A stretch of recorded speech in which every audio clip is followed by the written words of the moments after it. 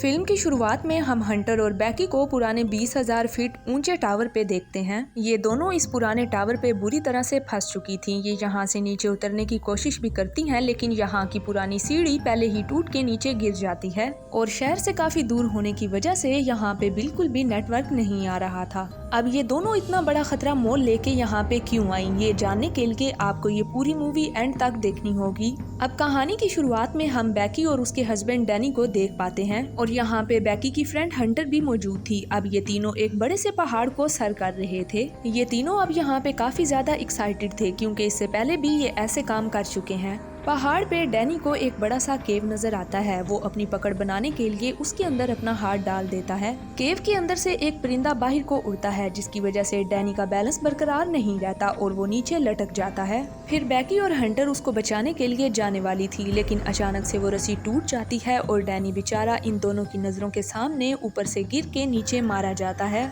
इस हादसे को 1 साल बीत जाता है, लेकिन बैकी अभी भी ये सब कुछ भूल नहीं पाती और अब वो पागलों की तरह ड्रिंक करना शुरू हो जाती है। इस सब से बैकी के डैड काफी परेशान होते हैं क्योंकि वो अपनी बेटी को इस हाल में नहीं देख सकते। वो उसे समझाने की काफी कोशिश करते हैं, लेकिन बैकी उनकी कोई बात भी नहीं सुनती। अब बैकी को लगता है कि उसकी लाइफ में जीने की कोई वजह नहीं है, इसीलिए वो घर जाके सुसाइड करने लगती है। लेकिन तभी ही उसकी दोस्त की कॉल आ जाती है। हंटर उसकी दोस्त 1 साल बाद मिलने के लिए अब उसके घर पे आ रही थी और ये सब कुछ करने के लिए हंटर को बैकी के डैड ने ही बोला था। अब हंटर यहाँ पे बैकी को काफी समझाती है, फिर उसका दिल हल्का करने के लिए उसको एक काफी ऊंचे टावर के बारे में बताती है। हंटर उसे कहती है क्यों ना हम दोबारा से इस टावर के ऊपर चढ़ के एक रिकॉर्ड कायम करें, लेकिन बैकी उसको मना कर देती है। लेकिन फिर बैकी सोचती है कि उसे अपनी लाइफ में आगे बढ़ना है, सब कुछ छोड़ छाड़ के, जिस वजह से वो ये काम करने के लिए तैयार हो जाती है। और अब अगली सुबह ये दोनों एक नया रिकॉर्ड कायम करने के लिए सिटी से काफी दूर सहरा की तरफ निकल जाती है। फिर ये दोनों रात को एक होटल में रुकती है और बैकी को पता चलता है कि हंटर तो एक यूट्यूबर बन गई है और ये अपने डेली के व्लॉग अपने चैनल पे अपलोड करती है। अगली सुबह ये दोनों यहाँ से निकलती हैं तो रास्ते में हंटर अपना व्लॉग शुरू कर देती है। काफी आगे जाने के बाद ये दोनों अपनी लोकेशन पर पहुँच जाती हैं, लेकिन वहाँ पहुँचते ही गेट के ऊपर एक वार्निंग नोटिस लिखा होता है और टावर का मेन गेट बंद था, जिस वजह से इन्हें आगे जाने के लिए पैदल ही आगे बढ़ना पड़ता है। थोड़ा आगे बढ़ने पे हंटर को एक मरा हुआ जानवर दिखाई देता है, जिसको 2 गिद्ध बैठ के खा रहे थे। हंटर उस मरे हुए जानवर की फोटो क्लिक करती है और अपने इंस्टाग्राम पेज पे उसको अपलोड कर देती है। अब ये दोनों उस सुनसान टावर के पास पहुंच जाती हैं और हंटर अभी भी अपना व्लॉग शूट कर रही थी, लेकिन बैकी उस टावर को देख के काफी घबरा जाती है। लेकिन हंटर उसके पास आती है और उसको काफी ज्यादा मोटिवेट करती है और उसे कहती है कि अपने डर पे काबू पाओ। अब ये दोनों सेफ्टी के लिए रस्सी को बांधती हैं और टावर के ऊपर चढ़ना शुरू कर देती हैं। टावर काफी पुराना था, जिसकी वजह से वो काफी जंग आलूदा हो गया था। जंग के साथ साथ टावर के ऊपर लगे नेट्स भी काफी लूज हो गए थे और इन दोनों को बिल्कुल खबर नहीं थी कि आगे जाके इन दोनों के साथ क्या होने वाला है। बैकी टावर के रोड को पकड़ती है तो रोड टूट के नीचे गिर जाता है, जिस वजह से वो काफी घबरा जाती है, लेकिन फिर भी वो ऊपर चढ़ना नहीं छोड़ती। अब ये दोनों टावर के तकरीबन मिड तक पहुंच गई थीं और यहाँ पे ये रुकती हैं और थोड़ा सा रेस्ट करती हैं। उसके बाद फिर से ये दोनों आगे का सफर शुरू कर देती हैं। अब 1800 फीट ऊपर जाने के बाद बैकी घबरा जाती है क्योंकि ऊपर हवा का प्रेशर बहुत ज्यादा था, जिस वजह से वो कंट्रोल नहीं कर पा रही थी। लेकिन हंटर यहाँ पे भी उसे काफी मोटिवेट करती है और कहती है कि हम लोग अपनी मंजिल के काफी करीब हैं। लेकिन बैकी को कुछ समझ नहीं आ रहा था क्योंकि आगे की सीढ़ी आउटसाइडेड थी, लेकिन फिर भी ये दोनों नहीं रुकती और टावर के बिल्कुल ऊपर पहुंच के ही ये दोनों दम लेती हैं। अब ऊपर चढ़ते वक्त ये दोनों एक चीज नोटिस नहीं करती, जो कि टावर के नट्स थे और अब वो लूज हो चुके थे। अब हंटर उस टावर पे पहुंच के काफी ज्यादा खुश थी। उसके बाद वो अपना ड्रोन उड़ाती है और अपने पूरे व्लॉग को कवर करती है। अब हंटर अपना एक खतरनाक शॉट रिकॉर्ड करने के चक्कर में टावर के साथ लटक जाती है और अब वो इसी सेम पोजीशन में बैकी को भी अपना शॉट रिकॉर्ड करवाने को बोलती है, लेकिन बैकी काफी घबराई हुई थी, लेकिन हंटर फिर भी उसे टावर के साथ लटका देती है। फिर हंटर बैकी के साथ एक सेल्फी लेती है। उसके बाद हमें दिखाया जाता है कि बैकी अपने बैग से कुछ निकालती है और वो डैनी की अस्थियां थी। फिर वो अपने हस्बैंड की अस्थियों को हवा में उड़ाती है और आजाद करती है, जिसके बाद वो काफी रिलैक्स फील करती है। अब ये दोनों अपना सारा काम खत्म करने के बाद टावर से नीचे उतरने के लिए डिसाइड करती हैं और अपनी सेफ्टी रस्सी को बांध लेती हैं। और सबसे पहले ऊपर से बैकी नीचे उतरती है। बैकी जैसे ही नीचे उतरने लगती है तो सीढ़ी अचानक से टूट जाती है और बैकी नीचे गिरने वाली होती है,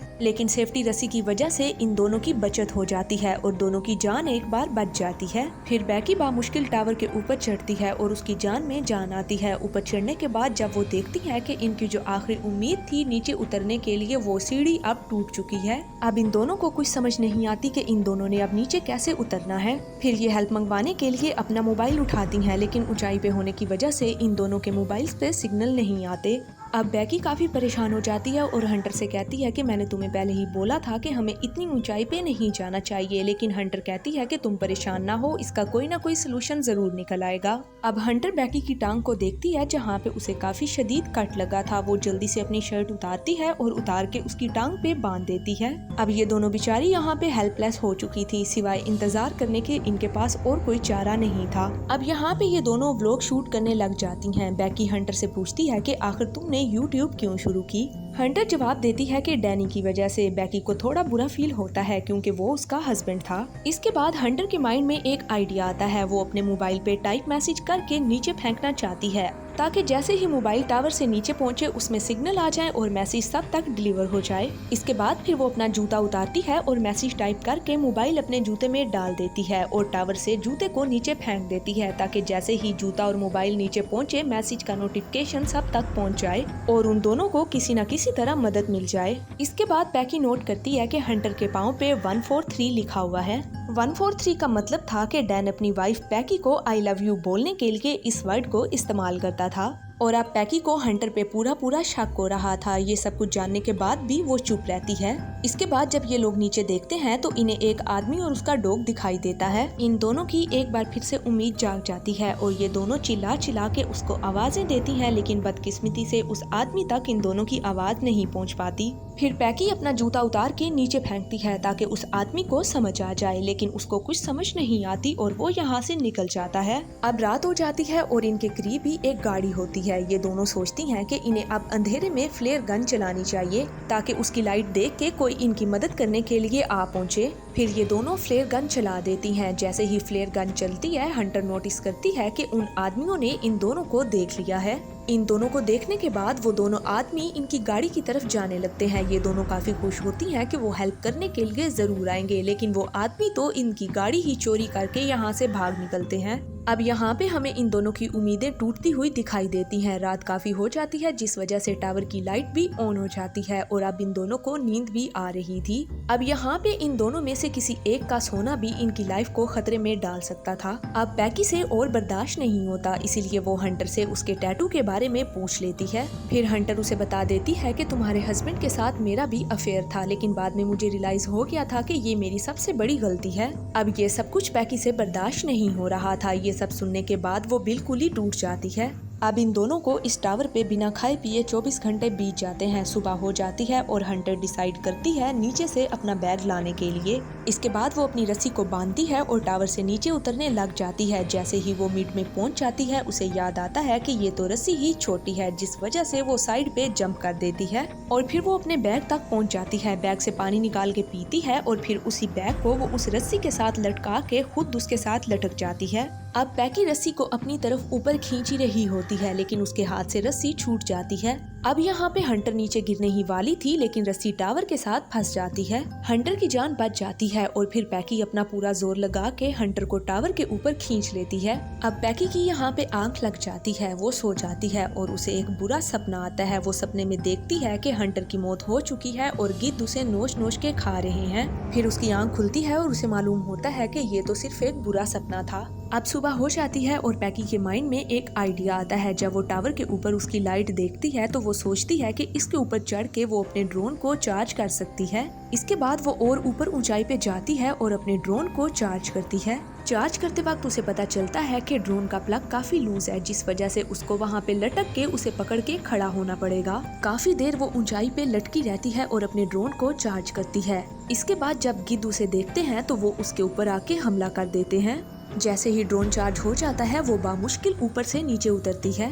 फिर वो अपना हेल्प नोट सामने वाले एक होटल में भेजना चाहती है, लेकिन जैसे ही रोड पे ड्रोन पहुंचता है बीच सड़क में एक ट्रक आ जाता है, जिसकी वजह से ड्रोन का एक्सीडेंट हो जाता है और इनका ड्रोन चकनाचूर होके नीचे गिर जाता है। एक बार फिर से इन दोनों की उम्मीद अब चकनाचूर होके टूट चुकी थी। अब फिर से एक और शाम होने वाली थी और अब इस शाम के साथ यहाँ पे आंधी और तूफान भी आ रहा था। बैकी को काफी नींद आ रही थी, वो सोना चाहती थी, लेकिन हंटर उसे मना करती है कि अगर तुम यहाँ पे सो गई तो गिद्ध तुम्हें जिंदा नोच के खा जाएंगे। अब बैकी जब वहाँ से नीचे देखती है तो उसके रोंगटे खड़े हो जाते हैं। टावर के नीचे हंटर की बॉडी पड़ी होती है और गिद्ध उसे नोच नोच के खा रहे होते हैं और वो कोई सपना नहीं था बल्कि सच था। हंटर सच में अब इसके साथ मौजूद नहीं थी और पिछले 16 घंटे से हंटर की मौत हो चुकी थी और अब बैकी अकेले ही इस टावर पे ये सोच के सरवाइव कर रही थी कि हंटर उसके साथ है, लेकिन ऐसा बिल्कुल नहीं था। यहाँ पे वो अपने डैड के लिए एक मैसेज रिकॉर्ड करती है और पूरी रात वो उस बारिश और तूफान में उसी टावर पे गुजार देती है। सुबह हो जाती है लेकिन अभी तक उसकी आंख नहीं खुलती। फिर यहाँ पे एक गिद्ध आता है जो बैकी के जख्म को नोच के खाने लगता है। यहाँ पे 4 दिन से भूख और प्यास में बैकी पागल हो चुकी थी। वो उस गिद्ध को पकड़ लेती है और जिंदा नोच नोच के उसे खाने लग जाती है। गिद्ध को खाने के बाद उसमें थोड़ी सी जान आती है। वो अपनी रस्सी को बांधती है और उसके सहारे वो हंटर के पास पहुँच जाती है। फिर वो अपने मोबाइल में मैसेज को टाइप करती है और हंटर का जूता उतार के मोबाइल उसमें डाल देती है। फिर मोबाइल को प्रोटेक्शन के लिए वो हंटर की बॉडी के ऊपर बांध देती है। उसके बाद वो हंटर को सॉरी बोल के उसको वहाँ से नीचे धक्का दे देती है और जैसे ही उसकी दोस्त की बॉडी नीचे जाती है उसके फादर को उसका मैसेज डिलीवर हो जाता है और फिर बैकी के डैड पूरी पुलिस टीम लेके फौरन से वहाँ पे पहुँच जाते हैं। जैसे ही वो टावर के नीचे पहुँचते हैं वहाँ पे उन्हें हंटर की बॉडी मिलती है। ये देखने के बाद बैकी के डैड की हिम्मत बिल्कुल खत्म हो जाती है, लेकिन पुलिस वाले जल्दी बैकी को रेस्क्यू करके टावर से नीचे उतार लेते हैं। अब अपनी बेटी को अपने सामने जिंदा देख के बैकी के डैड काफी खुश होते हैं और इसी के साथ ये मूवी यहीं पे एंड हो जाती है।